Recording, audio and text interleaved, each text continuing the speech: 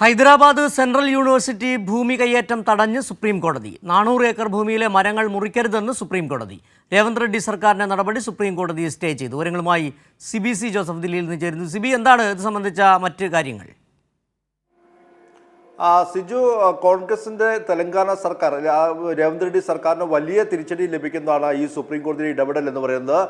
Hyderabad central യൂണിവേഴ്സിറ്റിയുടെ 400 acre ഭൂമി, ആ ഭൂമിയിൽ ഈ മറ്റ് IT പാർക്ക് ഉൾപ്പെടെയുള്ള മറ്റ് ഷോപ്പിംഗ് കോംപ്ലക്സിനെല്ലാം തന്നെയും സ്വകാര്യ മേഖലയ്ക്ക് നൽകാൻ വേണ്ടി ആ ഒരു ഭൂമി ഇത്തരത്തിൽ മറച്ചു വിൽക്കാനുള്ള ഒരു നീക്കം, അല്ലെങ്കിൽ ലേലത്തിൽ വെക്കാനുള്ള നീക്കമായിരുന്നു രേവന്ത് റെഡ്ഡി സർക്കാർ എടുത്തത്. ഈ തീരുമാനത്തിനെതിരെ വലിയ പ്രതിഷേധം അവിടെ SFI അടക്കമുള്ള മറ്റ് പുരോഗമന വിദ്യാർത്ഥി എല്ലാം തന്നെയും എടുക്കുകയും ആ വിദ്യാർത്ഥി സംഘടനകളെല്ലാം തന്നെയും അടിച്ചമർത്തുന്ന സമീപനം സർക്കാർ സ്വീകരിക്കുകയും ചെയ്തിരുന്നു. എന്തായാലും വലിയ പ്രക്ഷോഭമായിരുന്നു ഇതുമായി ബന്ധപ്പെട്ടുകൊണ്ട് ഉണ്ടായിരുന്നത്. ഈ യൂണിവേഴ്സിറ്റിയുടെ 400 ഏക്കർ ഭൂമി എന്ന് പറയുന്നത് അതൊരു വനമേഖലയാണ്, പ്രത്യേകിച്ച് സംരക്ഷിത വനമേഖല കൂടിയാണ്. അവിടെ ഷെഡ്യൂൾ 1-ൽ ഉൾപ്പെടുന്ന ജീവജാലങ്ങൾ ഉൾപ്പെടെ എല്ലാം തന്നെയും ഉള്ള ഒരു പ്രദേശം കൂടിയാണ്. ആ ഒരു 400 ഏക്കർ ഭൂമിയാണ് ഇത്തരത്തിൽ ഇടിച്ചു നിർത്താൻ വേണ്ടി അവിടെ ബുൾഡോസർ എത്തിക്കുകയും ഒരു ദിവസം തന്നെ 50-ലധികം ബുൾഡോസർ എത്തിക്കൊണ്ട് അത് ഇടിച്ചു നിർത്തി തനിച്ച് ഭൂമിയാക്കുന്ന ഒരു സ്ഥിതിവിശേഷം ഉണ്ടായത്.